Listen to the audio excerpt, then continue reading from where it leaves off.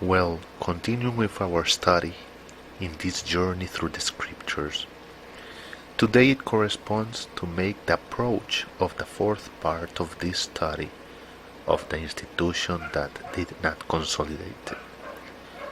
In this fourth part, still it corresponds to us to continue making some analysis so that we can explore together this famous mystery that surrounds the birth of the institution, and the things that happen prior to its birth, during its birth, and after its birth.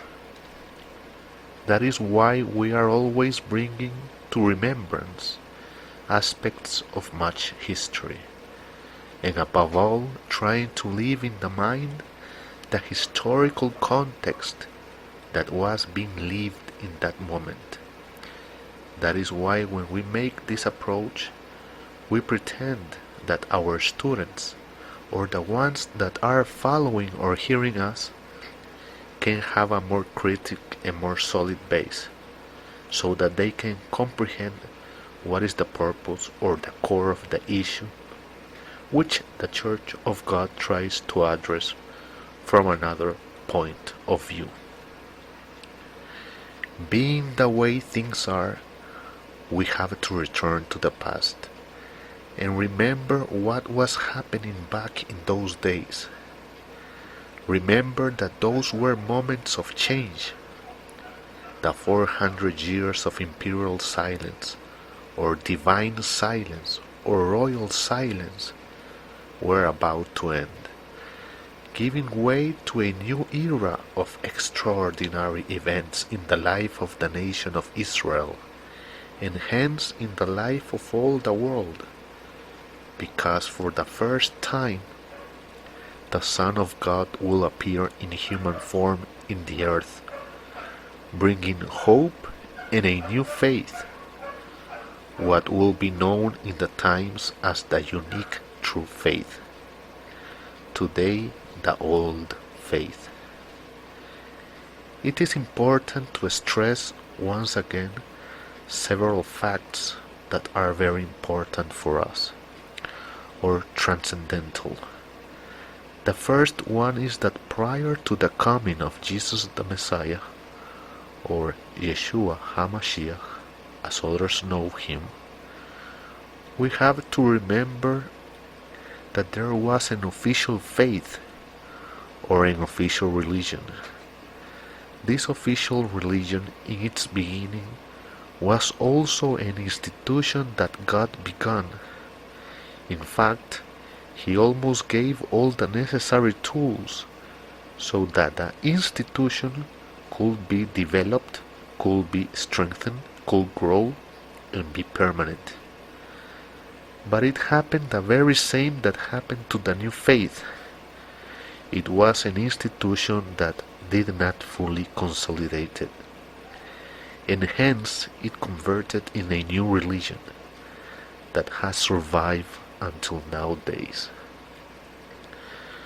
Look by yourselves what an interesting thing this is. The divine designs were for many years and for much time being expressed by God, either by his very same presence or person, either by the prophets or through his servants in different forms. Of that there is account, and is related in the Old Covenant or the Old Testament. And for the Jews, that what has to do with the Torah and the other texts. So look what an interesting thing. There came a moment when God no longer expressed his will. He stopped there being prophets and stopped there being servants to reveal the divine will to the human presence. That period of time for the studies of the scriptures was known as the 400 years of silence, a period in which there was no divine manifestation.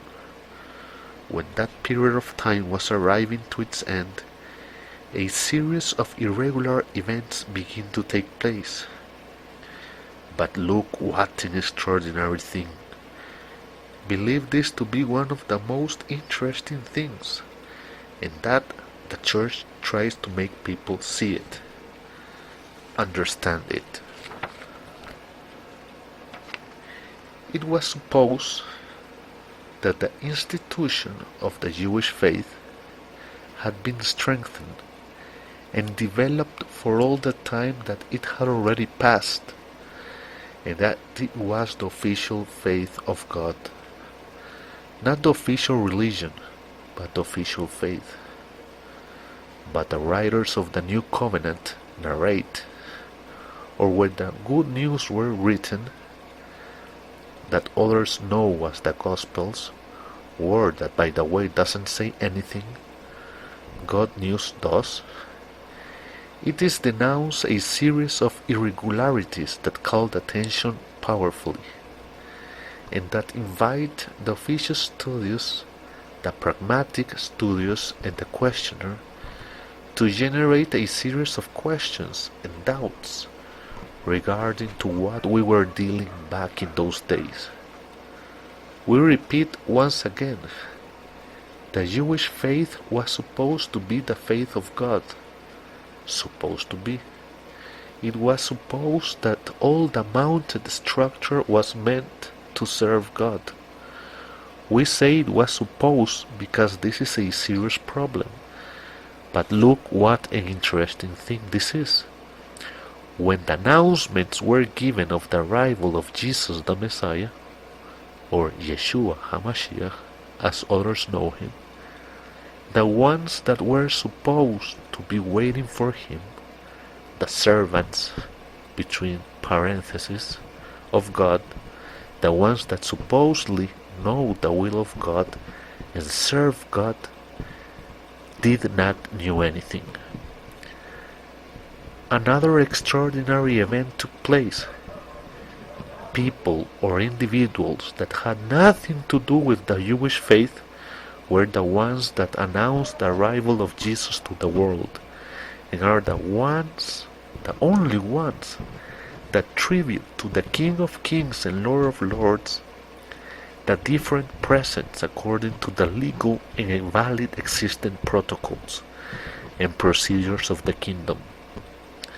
But neither the scribes, nor the priests, nor the high priest, nor the Sanhedrin, much less the doctors of the law, or the ones that supposedly knew the Torah and the Tanakh, the prophecies, no one knows that Jesus the Messiah has been born and is in the earth.